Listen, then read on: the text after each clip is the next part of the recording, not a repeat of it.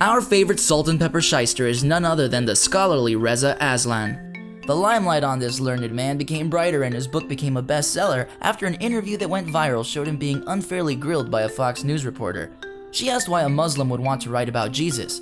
In this case, it was entirely appropriate to list his scholarly credits and academic motive to do so. I am an expert with a PhD in the history of religion. I am a PhD in the history of religion. But why stop there? Why not get the edge on every argument by substituting substance with status?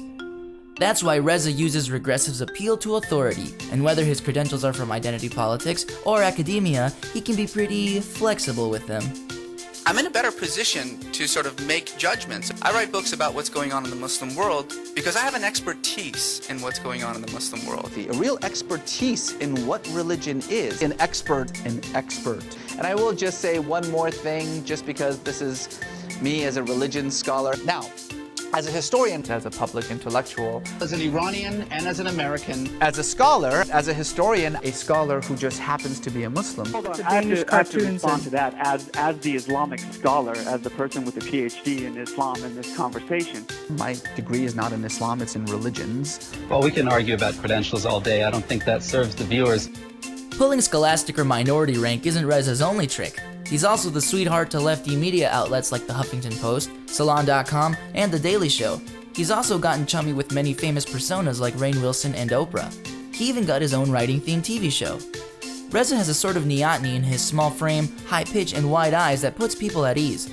The retention of these juvenile traits offers him a sort of innocence that resonates strongly with well-intentioned liberals. Reza, he was on this couch, he was really comfortable, really very nice and very sweet. Add to this his energetic affectations, and you'll nod and shake your head right along with him as he tells you exactly what you want to hear.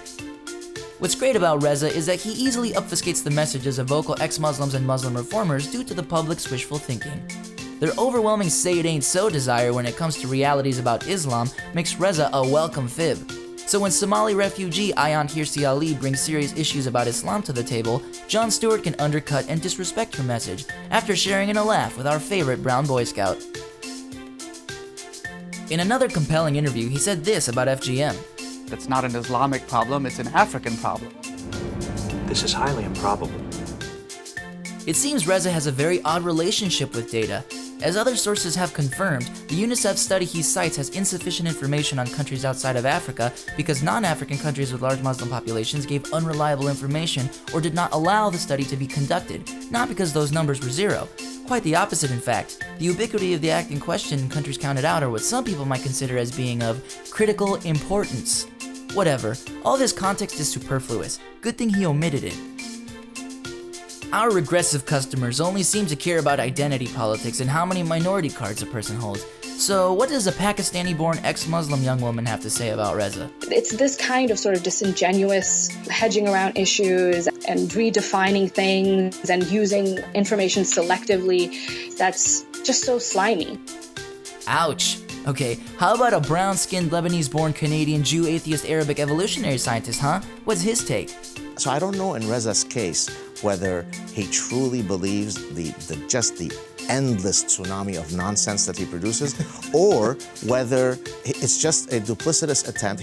This is the way by which I've become very famous. This is the way by which I get a lot of attention, because I'm sort of the brown guy from Iran who could appear moderate and so on, and I'm gonna stick to that niche. That doesn't fit the narrative either. Guess we'll just have to ignore that. NIAC, the National Iranian American Council, was dealt a severe blow after a failed lawsuit and court case steeped with flouted court orders, withheld documents, and a stalled discovery process revealed them to be a lobbying group for the Islamic Republic of Iran. Luckily, that hasn't stopped Reza from being a member of their advisory board.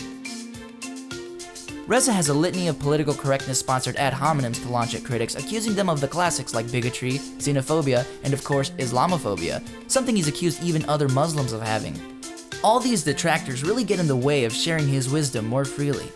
Mosques are not the source of radicalization. On the contrary, mosque is the answer to radicalization.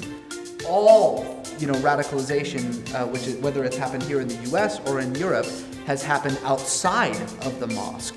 After the November 2015 Paris attacks, French police cracked down on radicalized mosques, homes, and buildings and withdrew over 330 weapons and took 232 people into custody.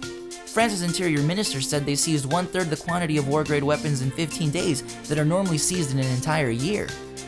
So all the millions and millions of dollars that we've spent monitoring mosques for radical behavior has been a waste of money, because the mosque is where old people go to pray. I'm not making that up. We trust you. What do all these police know anyway with their silly evidence? They're no scholars.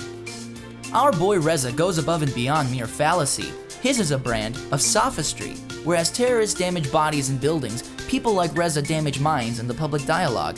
They turn those who do trust them against those who don't, effectively fueling a two-front war. This will keep Dr. Aslan's career of apologetics, obscurantism, and division going for many years to come. Speaking of which, make sure not to miss him on his upcoming CNN show entitled Believer.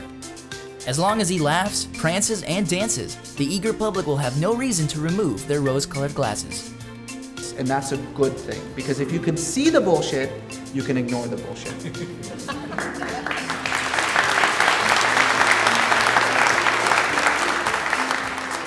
Now that's regressive. Call or click today.